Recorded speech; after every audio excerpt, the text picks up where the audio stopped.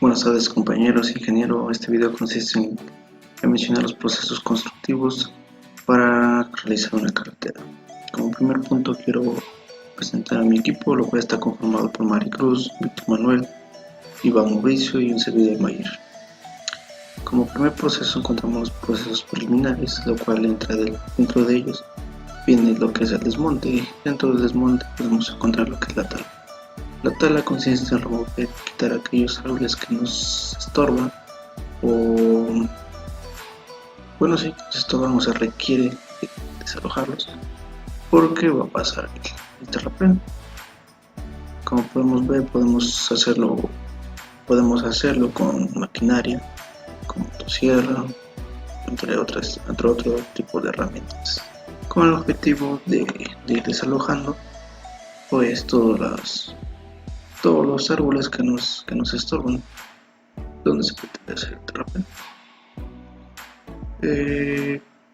Un segundo proceso es el rosa. El rosa es prácticamente remover la vegetación pequeña, que son arbustos o hierba. Como podemos ver, pues también puede ser con maquinaria, para que sea más rápido y fácil. Después viene lo que es el desenraice. El desenraice es prácticamente remover aquellas raíces que dejaron la vegetación anterior, los árboles, o la vegetación pequeña. Y podemos ver que con ayuda de la mano pues estamos removiendo un tronco o un rabo de un árbol con el fin de quitar la raíz. También el desenraice pues consiste en quitar la raíz de la vegetación pequeña. La limpieza es prácticamente desalojar o quitar todo aquel escombro o escombro de los procesos anteriores con ayuda de una máquina y de un volteo. Pues la máquina carga el volteo, pues el volteo se lo lleva. El despalme consiste en remover aquella capa orgánica o aquella capa vegetal, lo cual no nos sirve. ¿Qué pasa si nosotros dejamos la capa vegetal? Pues va a provocar asentamientos, va a provocar lo que muchos conocemos como los baches, lo cual es necesario quitarlo. ¿Cómo saber qué cantidad o qué peralte quitar de esta capa? Para ello se hacen estudios, un estudio geotécnico, y el estudio geotécnico nos va a decir, ¿sabes qué? Quítame 10, 15, 20 centímetros de esa capa, porque es la que no sirve.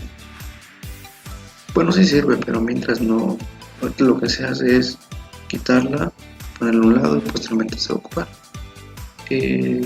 Este proceso lo podemos hacer con una motoconformadora, siempre y cuando respetando el espesor que el estudio geotécnico nos dio. Ok, dentro del como siguiente proceso vienen las excavaciones. Como sabemos, pues hay tres tipos de suelos, que es el tipo A, el tipo B y el tipo C. En el tipo A pues, podemos utilizar maquinaria manual, en el tipo B podemos utilizar una maquinaria como el bulldozer, lo cual el bulldozer pues trae una pala enfrente que remueve la tierra hacia adelante, o también en la parte de atrás trae el famoso ripper. El ripper son como tipo garras, lo cual su función es enterrarlas, ir aflojando la tierra y posteriormente regresar y empujarla hacia adelante. Esto es en cuanto a un tipo de suelo B. ¿Qué pasa si nos enfrentamos con un tipo de suelo C? Bueno, dentro del tipo C pues ya podemos utilizar explosivos. Bueno, aparte de los explosivos también utilizamos lo que es el tractil. El tractil es como, pues bueno, no es una máquina que tiene como un brazo, lo cual este brazo hace hoyos de un ángulo inclinado para que posteriormente se metan explosivos. Aquí hay una nota importante que debemos de saber conocer, es hacer el cálculo adecuado o el cálculo necesario para saber qué tanto explosivo vamos a ocupar.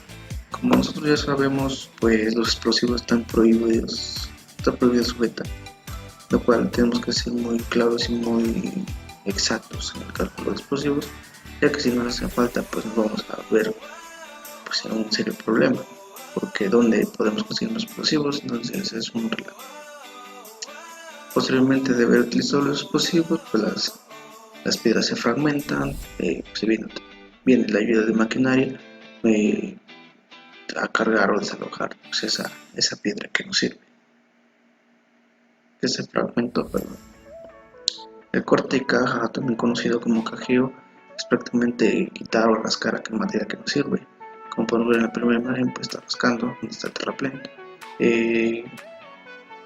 ¿Por qué quitan esto? ¿O por qué es corte de caja? El corte de caja pues es, como se mencionó, remover el material que no sirve, ya que como se mencionó anteriormente, pues podemos encontrarnos pues varios tipos de suelos, ¿no? Podemos encontrarnos un tipo CH, que son pues arcillas muy plásticas, podemos encontrar limos o arenas, lo cual pues, no nos cumple las condiciones para que sea adecuado para una carretera. Entonces se ocupa o se trae el suelo adecuado para que cumpla con la condición adecuada. Aquí viene una parte importante que, bueno, en lo personal me llama la atención, y allá afuera pues también, ¿no? Porque todo tipo de suelo sirve. Por ejemplo, que tuviéramos un suelo CH, o sea, arcilla es muy plástica, ¿no? Un suelo muy chicloso. Lo podemos estabilizar con cal, con cemento, pero ¿qué pasa? Allá afuera, por desgracia, pues eso ya pretende pues costo y pretende más tiempo, lo cual dicen, ¿sabes qué? Quítame eso y tráeme el que sirve. ¿Por qué? Porque si metemos cal o arena o cemento, pues es más caro y quita tiempo, y pues el tiempo en obra pues es muy valioso. Como final viene lo que es la nivelación y la compactación. La nivelación pues es prácticamente ver que el terreno esté parejo, y la compactación pues es compactar las camas restantes en el corte de caja. Para llevar a cabo la compactación debemos tener en cuenta pues la ayuda de agua o humectación, como por ejemplo en la imagen, pues con ayuda de un pipa se riega el chalán, pues va atrás pegado changuito, echando el agua pues en todo el terraplén, y posteriormente pasa el vibro.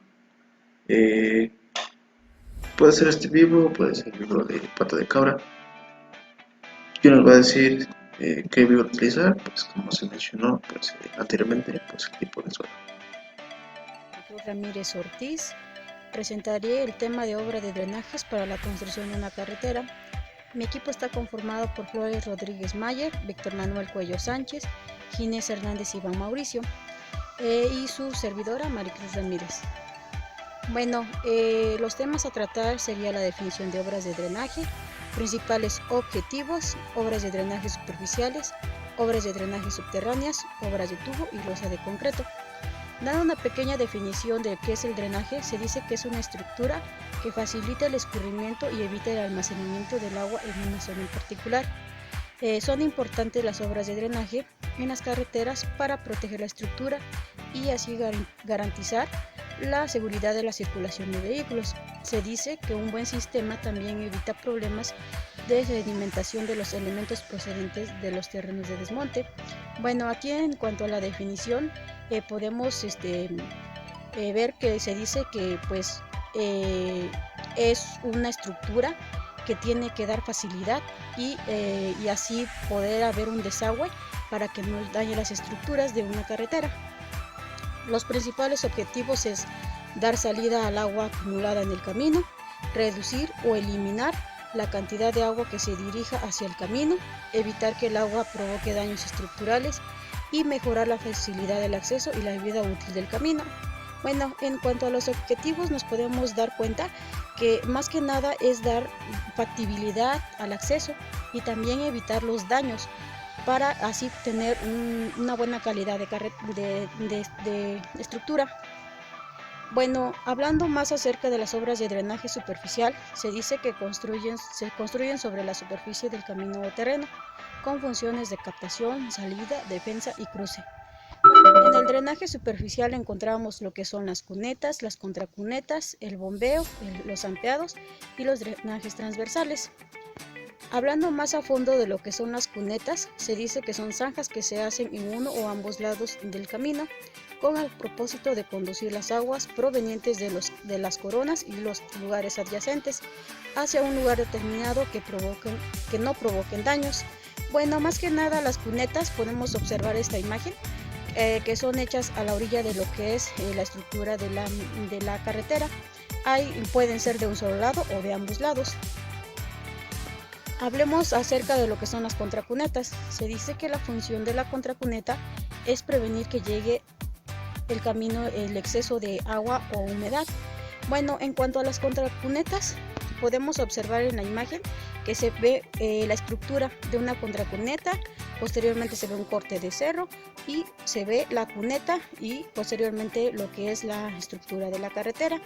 Bueno, se han hecho varios estudios en cuanto a las contracunetas y se dice que las partes de arriba de los taludes han provocado reblandecimientos y derrumbes, por lo cual esto es muy peligroso porque puede provocar daños graves. Hablando sobre el bombeo, se dice que es la inclinación que se da de ambos lados del camino para drenar la superficie del mismo, evitando que el agua se encharque y provocando reblandecimiento o que corra en el centro del camino, causando daños debido a la erosión.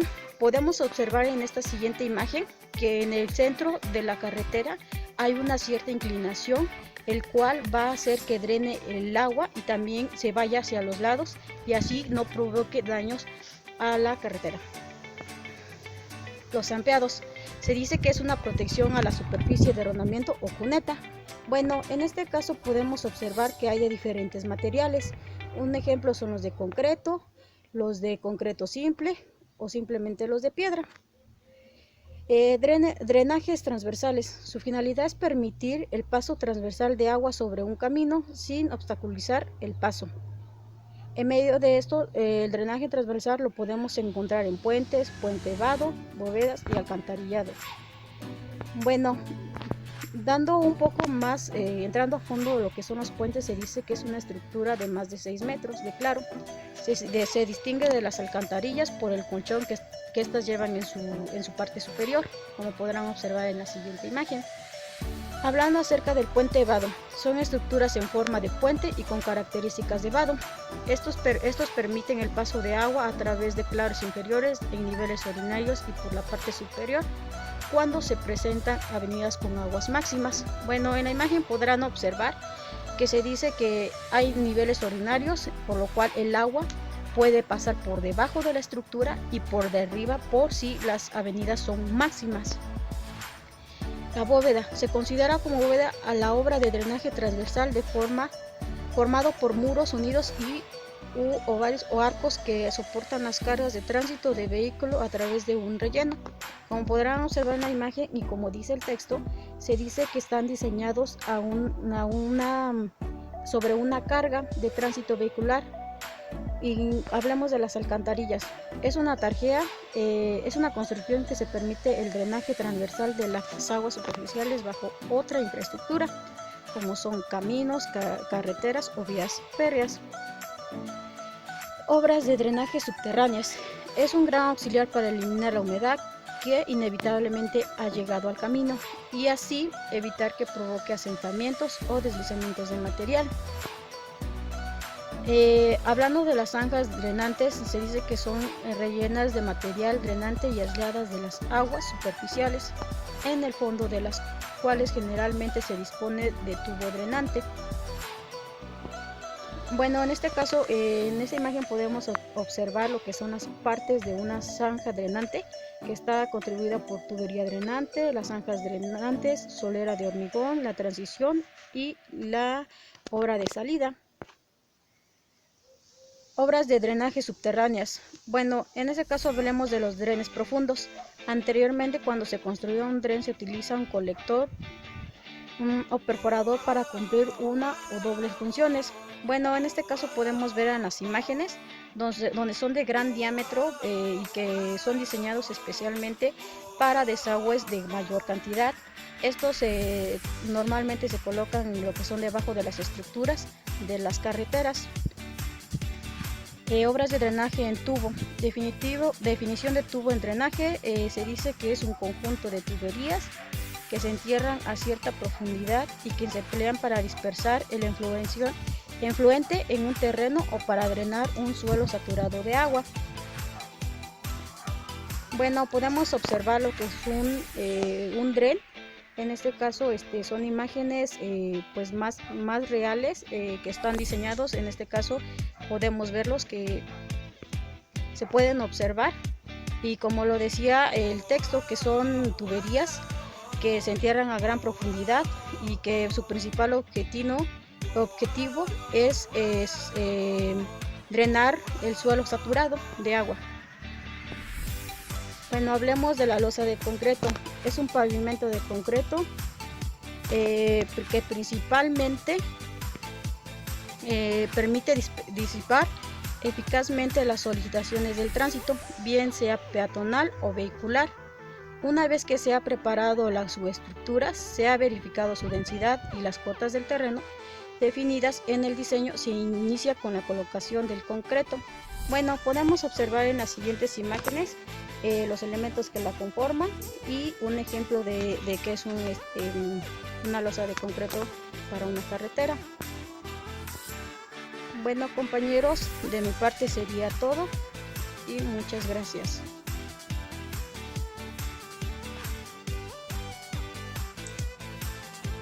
Terraplén. ¿Qué es un terraplén? Son estructuras que se construyen con materiales producto de los cortes de una carretera o provenientes de un banco de suelo, con el fin de obtener el nivel subrasante que indique el proyecto o defina la Secretaría.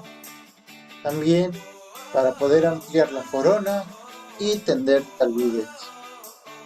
La compactación que debe de llevar el terreno natural del terraplén debe de ser del 90% de su peso volumétrico seco suelto, con una tolerancia del 2%. Cuerpo del terraplén. Parte del terraplén que queda por debajo de la subcorona, formado por una o más capas de suelo según sea la elevación del terraplén. Estas capas deben de ser compactadas con un espesor de 15 a 30 centímetros. La compactación para estas capas debe de ser del 90% de su peso volumétrico seco máximo. Capa subyacente. Es la porción subyacente a la subrasante. Su espesor por lo general es de 30 centímetros. Está formado por suelos seleccionados, esto con el fin de poder soportar las cargas que llegan en la capa subyacente. La compactación para esta capa debe de ser del 95% de su peso volumétrico seco máximo. Capa subrasante. Es la porción inferior a la estructura de un pavimento. He de aquí que esta capa debe de ser colocado tanto en la sección de corte como en la sección de terraplén y está formada por suelos seleccionados para poder soportar las cargas transmitidas del pavimento. Aquí se empiezan a definir las secciones y pendientes que se encuentran ya definidas en el plano de diseño. También se deben de considerar lo que ya es el bombeo y la sobrelevación. Pero, ¿qué es un bombeo? El bombeo es una pendiente transversal que se les da a las carreteras. Esto con el fin de que cuando hay precipitaciones, las que caen sobre ella son desplazadas hacia los hombros. Son conducidas por medio de los bordillos hacia las cunetas y estas poderlas desembocar por medio de los lavaderos. Y una sobrelevación es una pendiente que se le da a la corona hacia el centro de la curva para poder contrarrestar las fuerzas centrífugas de un vehículo. La compactación para esta capa debe de ser el 100% de su peso volumétrico seco máximo. con una tolerancia del 2%. Subbase. Esta capa está formada por material gravoso arenoso, combinada con materiales del terreno o provenientes de los bancos de suelo. Su función es transmitir las cargas uniformemente sobre la capa subrasante. La base. Esta es una capa de materiales seleccionados que permite la infiltración del agua hacia las capas inferiores o, en este caso, hacia el pavimento por medio de la capilaridad. Esta capa puede ser con materiales gravosos, arenosos seleccionados. Puede ser por medio de estabilizaciones, ya sea con cal o cemento o con emulsiones.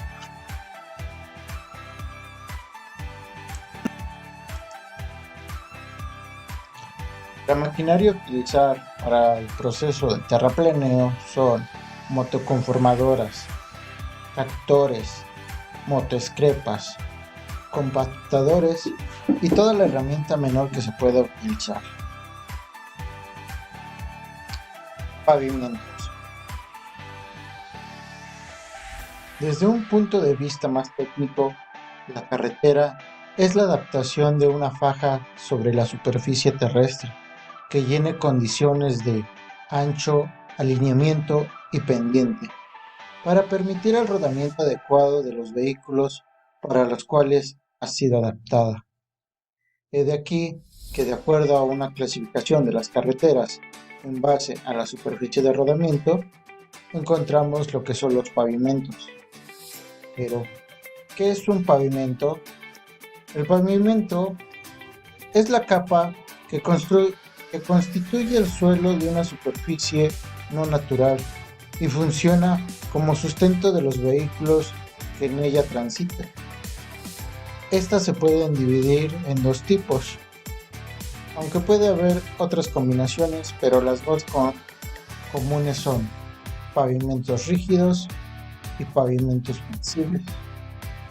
La finalidad de un pavimento es porque transmite las cargas hacia las demás capas. Si bien cada tipo de pavimento lleva diferentes capas, por ejemplo, para un pavimento rígido hecho de losa de concreto, las capas que solamente utilizaría sería la base y la subrasante. De igual obra, para una carpeta asfáltica, esta debe de llevar una base, una subbase y una subrasante, dependiendo las dimensiones de los espesores de cada una de estas capas. Si bien, diferenciando de un pavimento a otro, tenemos que los pavimentos rígidos, la carga que transmiten los vehículos, esta se distribuye uniformemente. En cambio, para pavimentos flexibles, la carga que transmite el vehículo va sobre cierto punto a medida que va avanzando o transcurriendo a lo largo de la carretera. Aquí hay que tener dos consideraciones para los pavimentos flexibles y rígidos. Desde el punto de vista de un proceso constructivo, que nosotros como proceso constructivo tenemos lo que es la base, la subbase y la subrasante, también como la capa subyacente o el cuerpo natural del terraplén para ambos. Pero para el proceso diseño de un pavimento, ya sea flexible o rígido, en este caso, para un pavimento flexible, el diseño tendrá que estar en base a la subrasante, a la subbase y a la base y a la carpeta asfáltica, dependiendo si esta va a ser en frío o en caliente. Para un pavimento rígido, su diseño tendrá que estar contemplada la capa subrasante, la base y la losa de concreto hidráulico.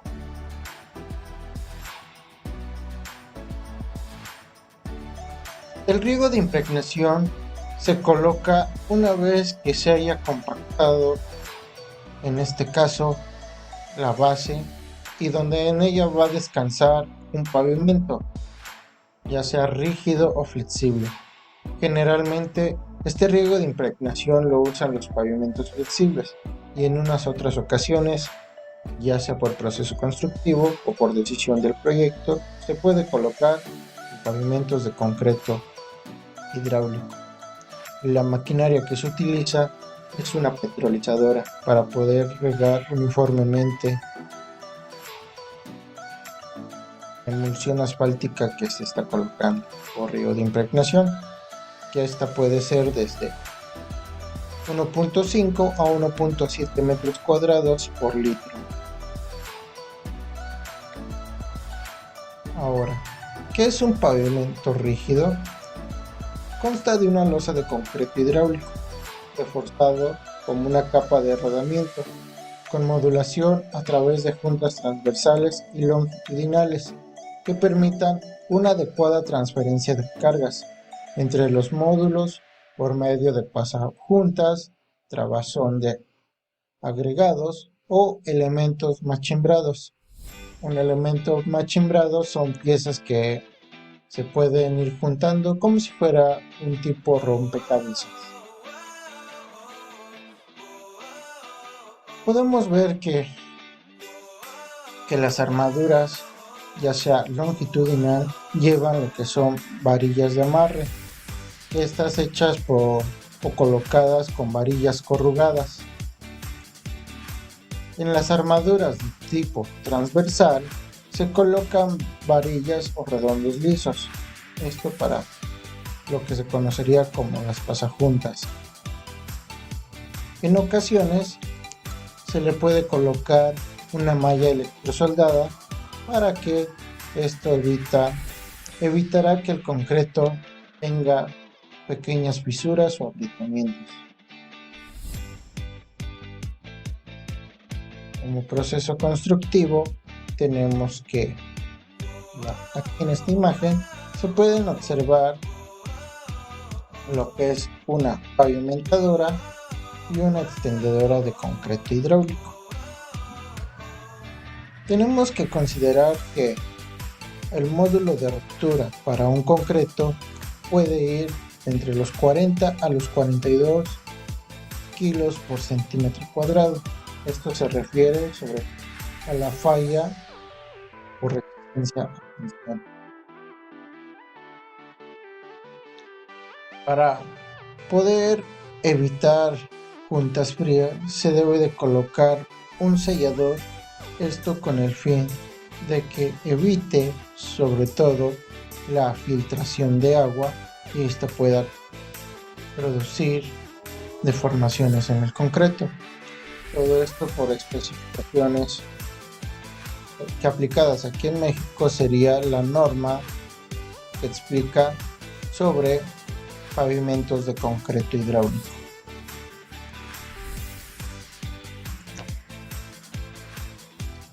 Por último, la proyección de un pavimento rígido va a depender definitivamente de las condiciones del lugar y condiciones de diseño de dicho proyecto. La maquinaria que podemos utilizar para la construcción de pavimentos rígidos son camiones revolvedores, pipas, cerchas vibradoras, pavimentadoras, extendedoras de concreto hidráulico y en ocasiones plantas para generar concreto hidráulico dependiendo de la logística y ubicación del proyecto. ¿Qué tal, compañeros? A mí me tocó la parte de señalización, obras y dispositivos diversos de una carretera. ¿Qué es la señalización vial? Responde a la necesidad de organizar y brindar seguridad en caminos, calles, pistas o carreteras. La vida de quienes integran, de quienes transitan en dichas carreteras, dependen de lo que la señalización indique, de atención y responsabilidad, de asumir a lo que se les ordene. ¿Quién establece el lenguaje vial? Por seguridad es necesario que en un país haya un solo código de señalización, es decir, el comercio internacional y el turismo hacen necesario a un código. Asimismo, a veces nos preguntamos para qué sirve la señalización vial. La señalización no es un simple adorno de la vía, sino que cumple con las siguientes funciones fundamentales: organiza el tránsito, advierte los peligros, ordena las conductas de seguridad, comunica informaciones útiles. ¿Qué hacer ante lo que una vía dice? Es necesario tener en cuenta 3 aspectos indispensables: saber, entender y obedecer. Saber implica conocer cada signo y significado. Entender es decir que necesitamos estar alertas de la señalización en cualquier mensaje. Obedecer: será útil entender y saber lo que dispone la señalización. Existen 2 tipos de señales: el señalamiento vertical, el señalamiento horizontal. El señalamiento vertical son todas aquellas señales constituidas por placas instaladas a través de los postes, y los señalamientos horizontales son más que nada las rayas, palabras, símbolos, objetos adheridos a lo que son el pavimento. Como vemos en la imagen, este es un tipo de señales verticales que son más que nada pegados a lo que son a un poste. Estos son señalamientos de tránsito horizontales, que son todos los símbolos, rayas que están adheridos a lo que es el... Bueno, los señalamientos verticales se clasifican en 3 tipos básicos: señales preventivas, señales restrictivas, señales informativas. Voy a explicar cada una de los tipos de señales que hay. Tenemos como primero las señales preventivas. Son las señales de color amarillo que tienen como un símbolo, como vemos en la parte de la imagen. Tienen por objeto prevenir a los conductores de existencia de algún peligro del camino y su naturaleza. Estas placas las podemos encontrar en lo que son en curvas cerradas, en curvas o en entronques, incorporaciones de tránsito o cruces escolares. También tenemos las señales restrictivas. Las señales más que nada estas son de color blanco con un arco rojo, que tienen por objeto indicar la existencia de limitaciones físicas o prohibiciones reglamentarias que regulen el tránsito. Por ejemplo, tenemos acá una de las placas que dice no avanzar, otras que tenemos con la letra E que nos dice no estacionarse, otras no molestar o no hacer ruido, o nos indican cualquier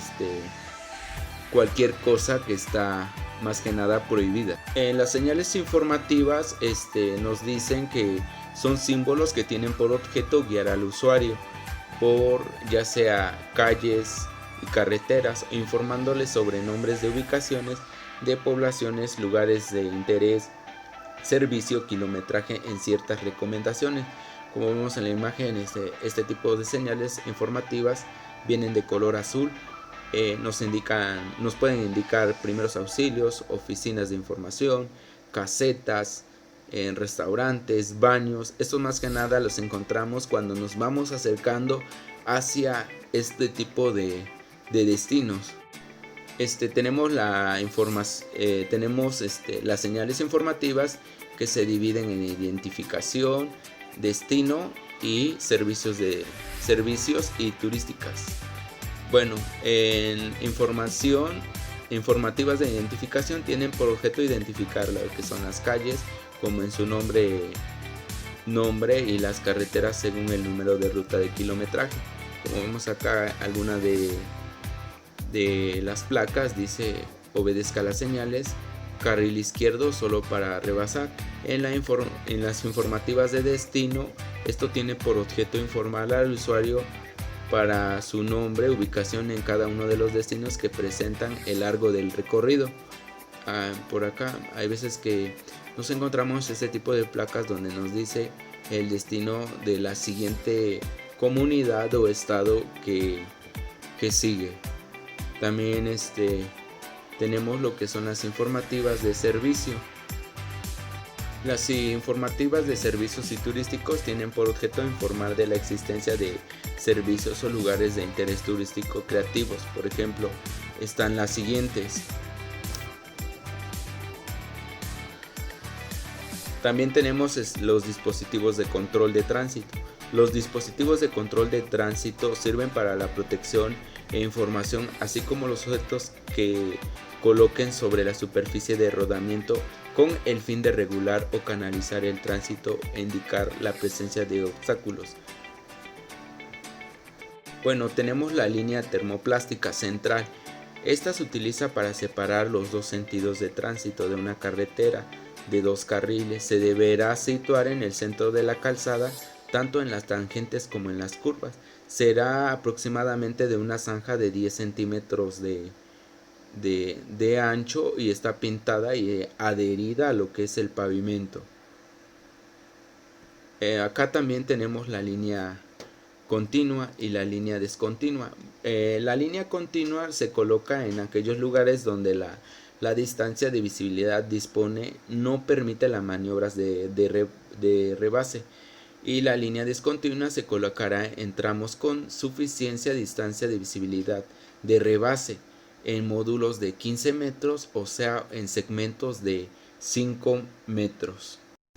Bueno, tenemos lo que son las líneas de alto. Se utilizan en todas las intersecciones donde los conductores deben parar el vehículo. Tenemos los pasos peatonales. Estos más que nada se utilizan en todas las intersecciones donde pueda presentarse confusión entre movimientos de vehículos y el de los peatones. Tenemos también lo que son las líneas canalizadoras. Como vemos en la imagen, las líneas canalizadoras son la franja como el cruce circular en ciertas direcciones sin provocar interferencias en el flujo vehicular.